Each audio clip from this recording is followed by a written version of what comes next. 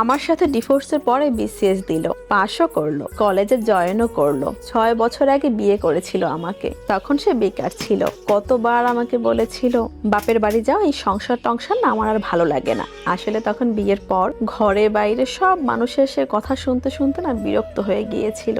যত রাগ যত ক্ষোভ আছে সবগুলো সে আমার উপরেই ঝাড়তো। তবে আমি কখনোই মুখ ফুটে কোনো কথাই বলতাম না। ওই যে কথাই বলে না, বাড়ির বউ তখনই সবার কাছে প্রিয় হয় যখন চোখ থাকতে অন্ধ আর মুখ থাকতে বোবা হয়। আমি সেই কথাটাকে সব সময় মানতাম। তখন আমাকে একটা কাপড় কিনে দেওয়ার মতো সামর্থ্য ছিল না, তবে আমি মানুষটা এমন ছিলাম যে কাগজে মরিয়ে 10 টাকার খুরমা কিনে এনে দিলেও আমি অনেক খুশি হতাম। আমি খুব করে চাইতাম যেন আমি মা হই। নারী তো, তাই সবসময় মা হওয়ার স্বাদ জাগতো। ওকে আমি বলতামও, কিন্তু আমার এই কথা শুনে ও রেগে গিয়ে আমাকে বলতো, চাকরি বাকরি কিছু নেই, বাচ্চা কাচ্চা নিয়ে কি করব? নিজেদেরই খাওয়া জুটছে না, আবার বাচ্চা। চুপ থাকো, আর একবারও বাচ্চা নেওয়ার কথা বলবে না। আমি ওর কথা শুনে চুপ হয়ে থাকতাম। আর কখনো ইচ্ছে হয়নি মা হওয়ার। একবার তো আমাকে রাগ করে আমার বাপের বাড়িতে রেখে এসেছিল।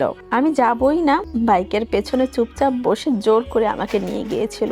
মনটা তখন খুব খারাপ ছিল। তবে আমার এই রাগ অভিমানে আমার স্বামীর কিছুই যায় আসেনি। সেই দিন রাতে আমি বারবার ওকে ফোন দিয়েছিলাম।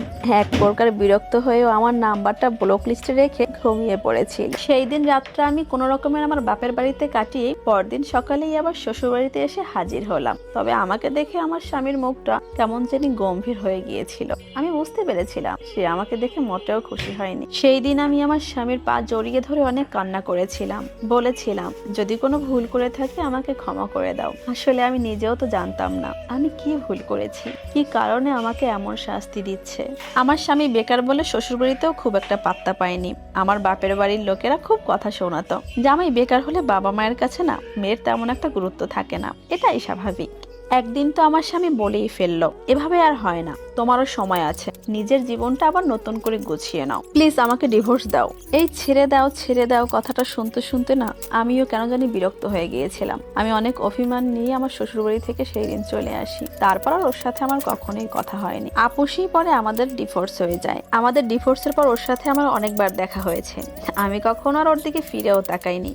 কতবার যে ও আমার ভার্সিটির সামনে দিয়ে গিয়েছিল তার হিসেব ছাড়া। আমাদের ডিভোর্সের পরেও আবারও আমাদের বাড়িতে বিয়ের প্রস্তাব পাঠিয়েছিল। আমি সরাসরি তাদের বলে দিয়েছিলাম, জীবনের 5টি বছর যেহেতু এভাবে কেটে গিয়েছে, বাকি দিনগুলো কেটে যাবে ইনশাআল্লাহ। একদিন হঠাৎই আমার পথ আগলে দাঁড়িয়ে বলল, পুরো পৃথিবী আমার করে পেলেও তোমার অভাব কখনোই পূরণ হবে না। আমার না হয় কোনো গুণ নেই, কিন্তু তোমার তো অনেক গুণ। সেই গুণই না হয় আমাকে ক্ষমা করে দাও প্লিজ, আর একটিবার আমার জীবনে ফিরে আসো। সেই দিন ওর কথাগুলো শুনে আমার চোখের কোণে পানি জমেছিল, কিন্তু ঝরে পড়েনি। ওই যে এখন নিজেকে আটকে রাখতে শিখেছি। এখন আমি অনেক ব্যস্ত। হাই স্কুলে জয়েন করেছি, ম্যাথের টিচার। শুনেছি সেও নাকি কম নয়। আজ তার দোতলা বাড়ি আছে, 2টো গাড়িও আছে।